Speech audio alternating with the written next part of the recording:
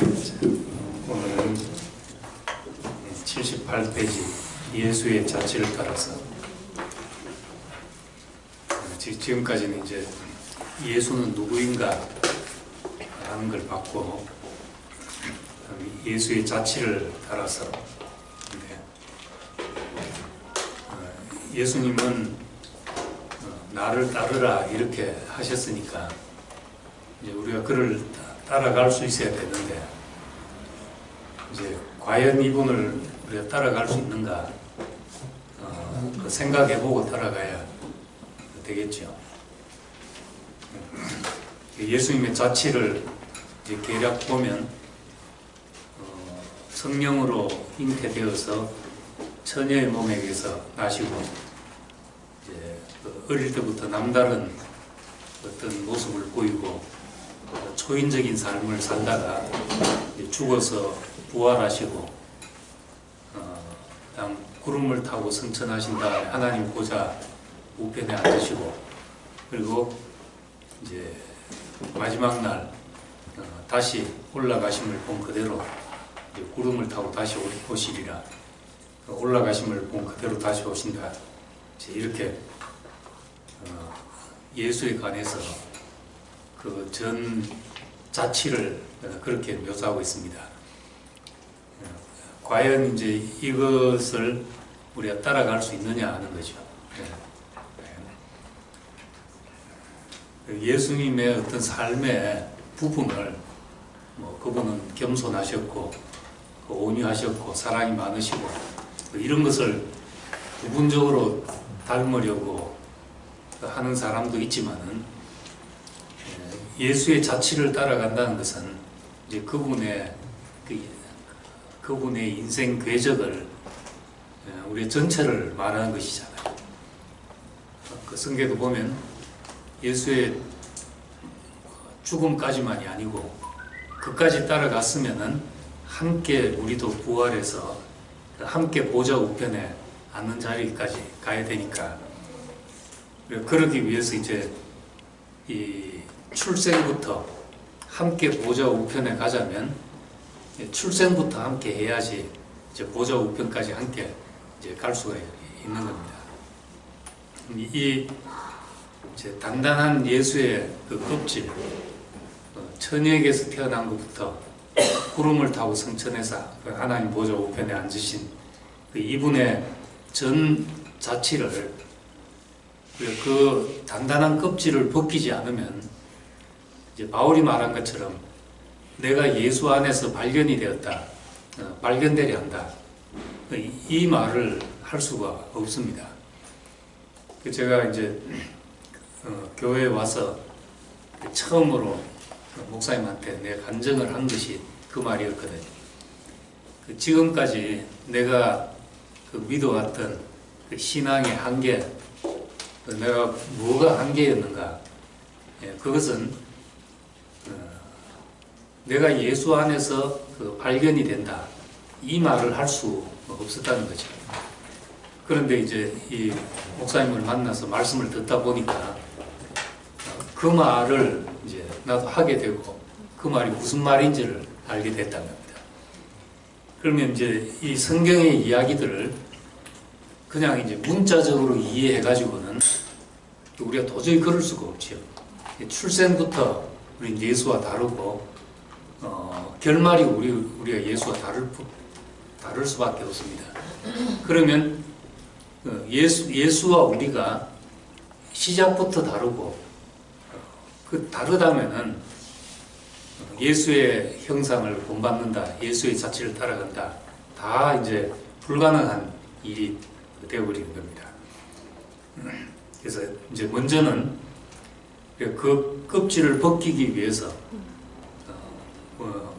우리가 예수를 먹을 수 있는 분이 되게 하기 위해서 나를 먹으라고 했으니까 예수를 먹기 위해서 또 예수 안에서 내가 발견되기 위해서 이제 예수를 표현하고 있는 이 말들을 다시 한번 우리가 재해석할 필요가 있다는 겁니다. 지금은 이제 우리가 이성이 발달하고 이성을 가지고 판단하고 과학적인 사실을 중요시하고 역사적인 사실인가 과학적인 사실인가 이런 데 기초해서 사고를 하기 때문에 성경을 봐도 사실이냐 아니냐 이제 이런 눈으로 보기가 쉽습니다. 근데 성경을 쓴 시대는 이제 지금 시대와 어떤 표현 양식이 다르고 사고 방식이 다릅니다. 성경은 이것이 과학적인 언어가 아니고 이제 고백적인 언어입니다. 신앙 고백적인 주관적인 말이고 경험적인 그 이야기이기 때문에 내가 분명히 경험했는데 이 경험을 사람의 말로는 도저히 표현할 수 없을 때 어떻게 표현해야 되냐? 이제 이 성경의 언어는 이제 그런 자리에서 나온 말들입니다. 그렇기 때문에 이 성경 저자들의 관심은 역사적, 과학적인 사실을 전달하는 데 있지 않고 하나님의 메시지를 우리한테 전하려고 하는 것이 이제 관심이죠. 하나님의 메시지를. 그래서 현대인들이 하는 착각 중에 하나가 지금 우리는 고대인들보다 더 똑똑하다 이런 착각을 한다는 겁니다. 그런데 생각해보면 공자, 노자, 소크라테스 이런 사람들이 다 어느 시대 사람인가 하면 2500년 전 사람이거든요. 지금부터 2500년 전에 과학이 발달하기 전에 이런 문명이 발달하기 전에 이 사람들은 놀라운 걸 생각해낸 사람들이죠. 이 시기가 그 인류 역사에 빛이 비친 그런 시기라고 말한 사람들이 있을 정도입니다. 그 시대 사람들은 그러면 지금 같이 지식이 발달한 시대가 아닌데 그 시대 사람들은 어떻게 그렇게 똑똑했냐? 지금 우리가 대학을 졸업하고 대학원을 졸업한 사람이 노자보다 더 똑똑하다고 말할 수가 있냐? 그게 아니라는 거죠. 그러면 이제 현대인들은 지금 우리는 더 막 속에 있는 깊은 의미를 더 잘 안다고 생각하는데 고대인들은 더 문자에 매여 있다고 생각하는데 오히려 사실은 반대로 지금 사람들이 문자적으로 사실이냐 아니냐에 더 집착하고 있고 고대인들은 의미를 전달하는데 훨씬 더 언어가 발달해 있다는 거죠. 옛날에는 이제 신화나 우화나 이제 이런 글 양식들이 많았잖아요. 근데 지금 이제 신화나 우화가 사실이냐 아니냐 이거 생각한 사람은 어리석은 사람이잖아요. 이솝 우화를 가지고 이 사실이 아닌데 무슨 학과 여우가 무슨 오가면서 뭐 음식을 대접하고 그런 이야기가 어디 있냐? 다 지어낸 이야기다. 이렇게 생각을 안 하잖아요. 그렇게 생각을 안 하는 것은 그것이 전달하려는 의미를 알기 때문에 그렇다는 겁니다.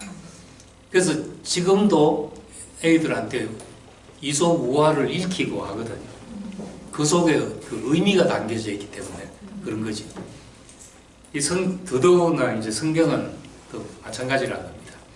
사실이냐 아니냐 이렇게 보는 사람은 아주 이제 어리석은 접근 방법이죠. 이것이 전하려는 메시지가 뭔가 이걸 봐야 된다는 겁니다. 그러자면 그 표면적인 어떤 사실, 표면적인 것에 집착하지 않고 전달하려는 메시지에 우리가 그 충실한 그런 눈이 필요하다는 겁니다. 성경을 볼 때는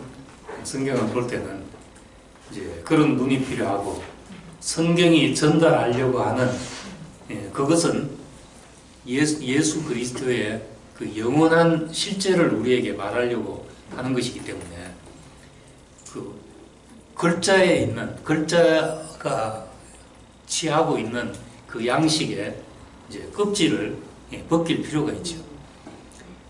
쉽게 말하면 성경을 문자 그대로 믿을 것인가, 아니면 그 속에 우리에게 전하고자 하는 의미를 발견할 것인가, 이제 이런 문제인 겁니다. 오늘 이제 처녀가 아이를 낳았다, 처녀가 아이를 낳았다, 이 이야기를 어떻게 받아들이며, 또 우리는 믿는다 하더라도 오늘 무신론자들이나 전혀 그냥 과학적인 그 역사적인 사고를 하는 사람들에게 이 얘기를 어떻게 전달할 것인가, 우리 이제 그런 생각을 해봐야 하는 겁니다. 처녀가 아이를 낳았다는 이야기는 바울은 전혀 그 이야기를 하지 않고 있습니다. 그리고 사복음서 가운데서도 마태와 누가만 그 이야기를 하고 있습니다. 마태와 누가. 근데 마태와 누가도 그 얘기를 어떻게 하고 있는가 하면은, 예수의 출생에 관한 기록을 이제 처녀가 남자 없이 성령으로 잉태했다, 이제 이 사실을 결혼 전에 임신한 여자와 그 약혼자의 꿈에 천사가 나타나서 이제 그 얘기를 했다는 거죠. 그럼 이게 이제 오늘날 누가 받아들일 수 있겠냐는 거죠.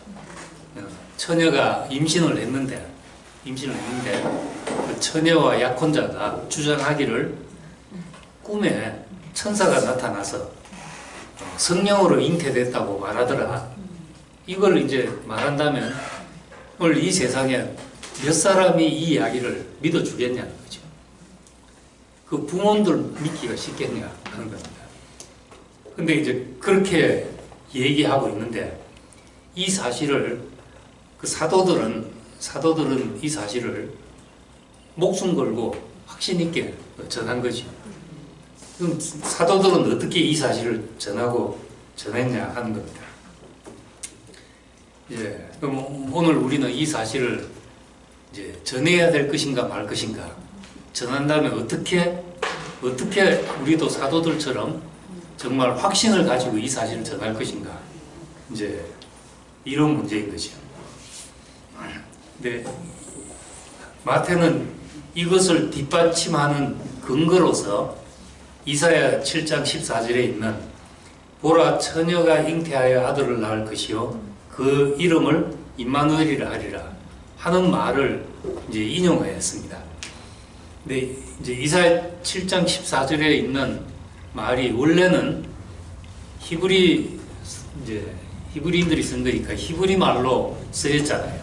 원래 쓰여진 거는, 원래 히브리 말로 쓰여진 데는 처녀라는 말이 없고 젊은 여자가, 보라 젊은 여자가 잉태하여 아들을 낳으리니 그 이름을 임마누엘이라 하리라, 이제 이렇게 말하고 있습니다. 근데 이 말이 이제 헬라어로 번역이 되면서 처녀가 잉태하여 아들을 낳을 것이다, 이렇게 이제 번역을 했습니다. 유대인들이 나라를 잃고 예수님 오기 전까지 한 400년을 나라를 잃고 이제 방황을 하게 되니까 자기들 말 이제 점점 2세들이 3세들이 히브리 말을 잊어져 가고 흩어져 사니까 헬라어밖에 모르니까 전하기 위해서 이제 헬라어로 번역을 한 거죠. 이 번역된 책에 젊은 여자라고 안 하고 이제 처녀가 잉태했다, 이렇게 번역을 한 겁니다. 마태와 누가는, 특히 이제 마태는 그 번역된 성경을 인용한 거죠. 원래 그대로 인용한 것이 아니라 번역된 성경을 인용해서 처녀가 잉태하여 아들을 낳았다, 이렇게 말한 겁니다. 이 엄청난 사실의 근거가 결혼 전에 임신한 처녀의 꿈에 나타난 이제 천사 이야기와 구약 성경의 번역본을 기초로 해서 우리에게 처녀가 나왔다고 전하고, 기독교는 이것을 신조로서 사도신경에 넣어서 동정녀 마리아에게 나시고 본디오 빌라도에게 고난을 받으시고 십자가에 못 박혀 죽어서 이렇게 이제 신앙 고백을 하고, 이 고백을 안 하는 사람들을 다 이단이라고, 그렇게 간주하게 된 겁니다. 그러니까 처녀에게서 나셨다. 동정녀 마리아에게서 예수님이 태어났다 하는 것을 믿고 고백하지 않으면 이제 다 이단인 겁니다. 이단. 근데 이제 그 근거가 이렇게 참 우리가 받아들이기 쉽지 않은 근거를 우리에게 전하고 있다는 거죠.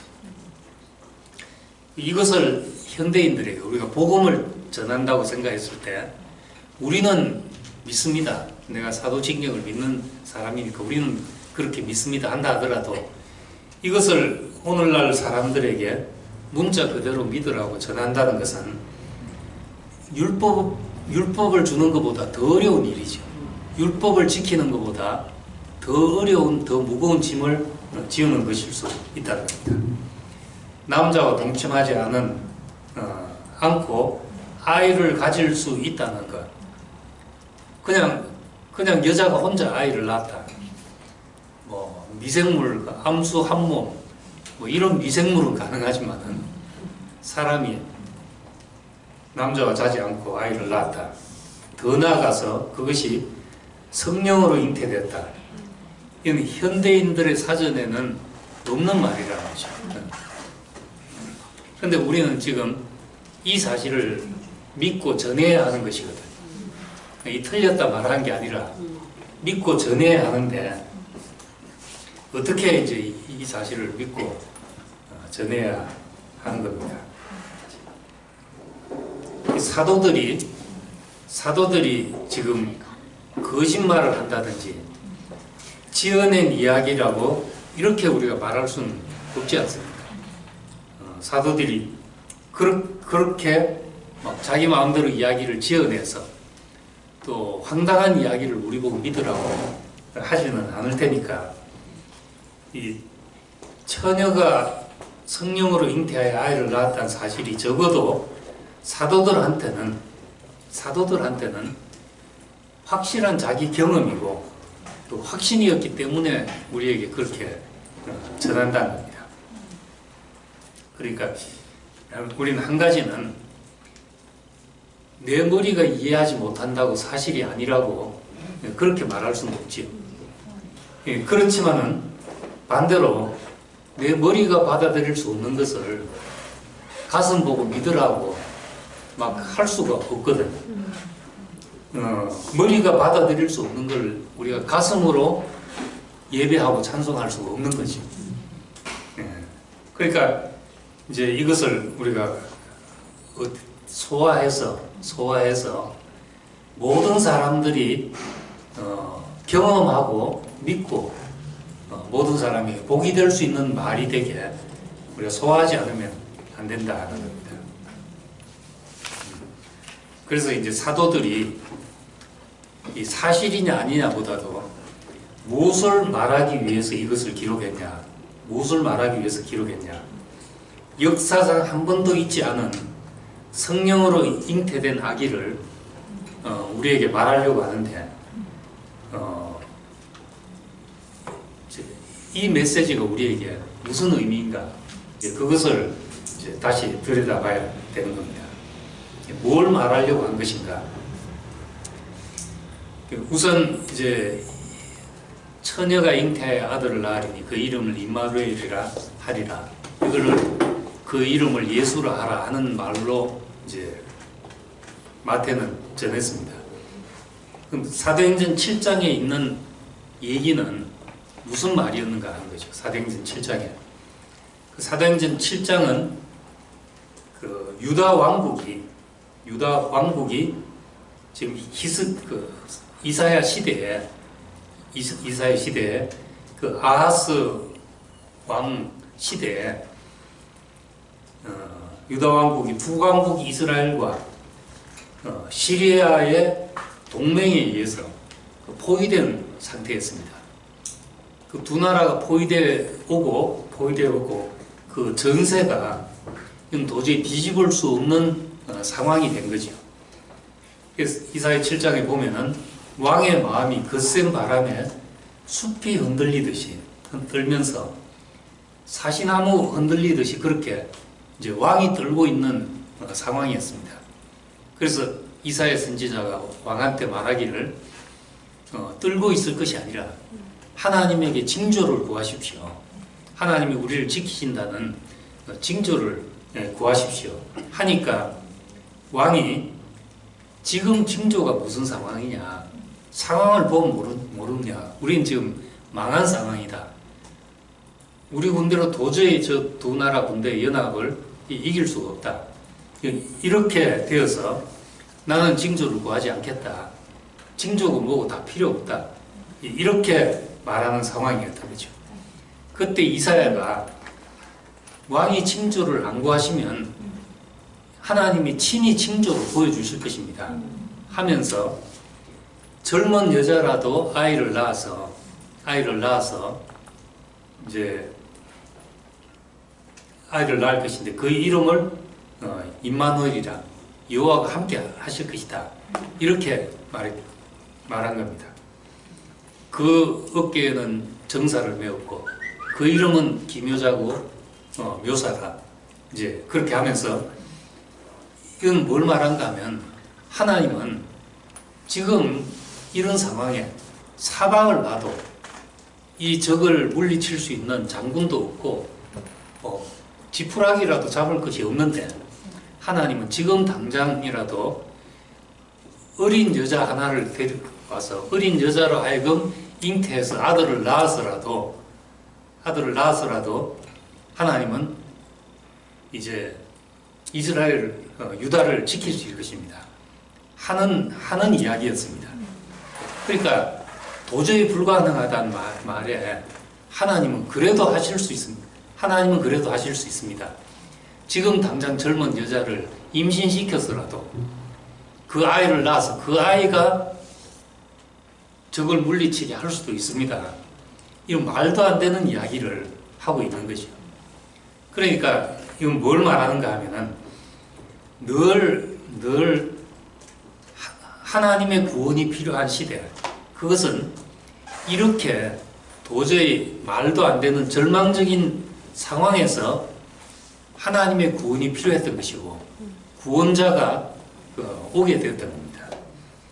이 상황은 어떤 표적도 해결될 수 없고 하나님이 오셔도 안 될 것이라는 그런 절망적인 상황이었던 거죠. 성경의 역사는 다 그런 것입니다. 어떻게 노예인 이스라엘 백성이 바로왕의 힘을 뚫고 어린 양이 바로왕을 이기고 출애굽을 할 수 있었나, 홍해를 할 수 있었나, 도저히 불가능한 일이라는 겁니다. 하나님의 구원은 그렇게 불가능한 일이죠. 다윗 같은 어린 소년이 장군 골리앗을 이기는 골리앗을 이겨야 되는 그런 상황과 마찬가지라는 겁니다. 그러니까 이 성경의 전 역사는 하나님이 절망적인 인간사에 개입하신 사건이고 구제불능의 상황, 가장 비천한 자리에 뻗쳐진 하나님의 손길이 있다 하는 겁니다. 이런 상황을 총체적으로 표현하면 이사야 7장의 상황이라고 할 수 있는 거죠. 이사야 7장. 남자를 모르는 여자아이가 아이를 낳는다는 것. 이건 하나님이 개입하지 않으면 일어날 수 없는 불가능한 사건이죠. 결혼하지 않은 여자가 아이를 낳는다. 이보다 이 시대에 더 비천한 일이 있을 수 없다는 겁니다. 이건 얼마나 어려운 일이냐. 우리 눈에는 안 되는 일이잖아요. 불가능한. 처녀가 아이를 낳는다. 안 되는 일이란 겁니다. 근데 이 일은 마치 선악과 먹은 인간에게서 그리스도가 나온다. 하나님의 열매가 나온다. 이것은 처녀가 아이를 낳는 것만큼 그렇게 도저히 안 되는 사건이라는 겁니다. 이 안 되는 일을 하나님이 하셨다는 거죠. 우리가 참 구원에 이르자면, 선악과 먹은 인간이 구원에 이르자면 여자는 해산의 수고를 해야 되는 거죠. 해산의 수고. 그 고통을 지나서 아이를 낳는데, 사내 아이가 나오는데, 결국 여자의 후손이 뱀의 머리를 상하게 할 것이다. 이 여자의 후손이 어떻게 나오냐 하는 겁니다. 사탄의 일을 멸할 수 있는 그리스도가 어떻게 인간에게서 나올 수 있냐, 여자에게서 나올 수 있냐. 그건 해산의 수고를 하지 않으면 안 되고, 더 극단적으로 말하자면 처녀가 아이를 낳는 것만큼 이제 불가능한 일을 하나님이 하신 것이라는 거죠. 그걸 말하고 있다고 생각한다면은 예수가 나왔다는 것은 예수가 나왔다. 인간사 속에서 예수가 나왔다는 것은 이 말 이상 어떻게 표현할 수가 있겠냐 하는 거죠. 자기들이 지금까지 제자들이 한 번도 경험해보지 못한, 역사 속에서 한 번도 경험해보지 못한 사람을 어떻게 이분의 시작을 설명할 수 있을까? 그 시대의 언어로는 이 방법밖에 없지 않겠나? 그 시대의 언어로는 처녀가 아이를 낳았다. 이렇게밖에는 말할 수밖에 없는 것이죠. 이 아이가 이제 구약 성경에서 말해온 여자의 후손, 부끄러워서 선악 앞에서 아무 할 말이 없어진 이 여자에게서 난 아들이 뱀의 머리를 상하게 할 것이다. 이게 뭔지를 몰랐는데 바로 그 사람이더라 하는 겁니다. 바로 그 사람이었고, 이 아이가 장차 철장으로 만국을 다스릴 자다. 성경이 다 풀어지는 그런 사건이 됐던 겁니다. 처녀가 아이를 낳았는데 그것이 하나님이 우리와 함께 계신 사건이라는, 이것은 인간의 절망적인 상황, 여기에 대한 하나님의 그 구원의 행위의 총체적인 그런 표현이라고 할 수 있는 겁니다. 늘 사실은 그래왔던 것이요. 구약 성경을 보면 도저히 안 되는 상황에서 하나님은 인간에게 대한 구원의 손길을 펴온 것인데, 그것이 이제 이 여자의 후손에게서 뱀의 머리를 상하게 하는 아들이 나오는 것이고, 그 노예가 왕을 이기고 출애굽하는 그 사건이 그런 사건이고, 소년이 골리앗을 이기는 그런 사건이고, 지금 사방이 막힌 상황에서 왕이 징조조차도 구할 필요가 없다. 이런 절망에서 하나님은 친히 징조를 보이는 이 사건을 들어서 예수를 설명하고 있는 겁니다. 이 예수를. 그러니까 이 신약 성경은 예수 그리스도를 이제 전하는 것인데, 신약 성경 예수 그리스도를 전하는 것인데, 그냥 역사책에 기록하듯이 역사학자들이 전하는 방식으로 전한 것이 전혀 아니라는 겁니다. 예수를 전하는데 이는 교회를 통해서, 교회의 경험을 통해서 전하는 거죠. 너희는 내 증인이 될 것이다. 너희는 내 증인이 될 것이다. 이 말은 너희가 내 증거가 될 것이다 하는 말이거든. 증인이라는 말과 순교라는 말과 어원이 같은 말입니다. 그러니까 너희는 나의 순교자가 될 것이다. 이런 말과 같은 것인 거죠. 너희의 삶과 죽음이 나의 증거가 될 것이다. 이제 그런 말인 겁니다. 그렇다면 이제 제자들은 이 사실을 예수만 그런 사람이다. 예수님만 그런 사람이다. 이렇게 전한 것이 아니라 자기 몸으로 전한 거죠. 다시 말해서 예수님의 죽음과 부활을 자기 자신이 예수와 함께 죽고 예수와 함께 다시 살아서 죽음과 부활을 전한 사람이라면 그것만 그런 것이 아니라 출생도 마찬가지였던 거지. 출생도. 그리고 성천하고 하나님 보좌 우편에 앉는 것도 마찬가지라는 거지. 바울은 우리와 예수와 함께 하나님 보좌 우편에 우리 생명이 감추었다. 요한은 이긴 자에게는 그와 함께 하나님 보좌 우편에 앉게 해주겠다. 이런 약속을 하고 있으니까 예수님의 출생에서 부활, 성천, 보좌에 앉는 전생애를 제자들은 자신의 경험으로 이걸 전하고 있는 겁니다. 그렇기 때문에 이 예수의 출생부터 이건 우리가 이제 사실이냐 아니냐 하고 신학자들조차도 버리는 사람이 많습니다. 출생 이거는 터무니없는 이야기다 이렇게 버린 사람이 많죠. 그런데 우리는 이 사도들이 전한 이 사실을 하나도 버릴 것이 없이 우리의 경험으로 말할 수 있다는 것. 내가 도저히 우리 교회 간증을 보면 사실 다 그런 사건이거든요. 도저히 안 되는 사람들, 뭐 부모도 버리고 자기 자신조차도 자기 자신에 대해서 희망을 가질 수 없었던 거기서 그리스도가 나오는 것을 경험했거든요. 이걸 뭘로 사람들한테 이야기를 하겠냐?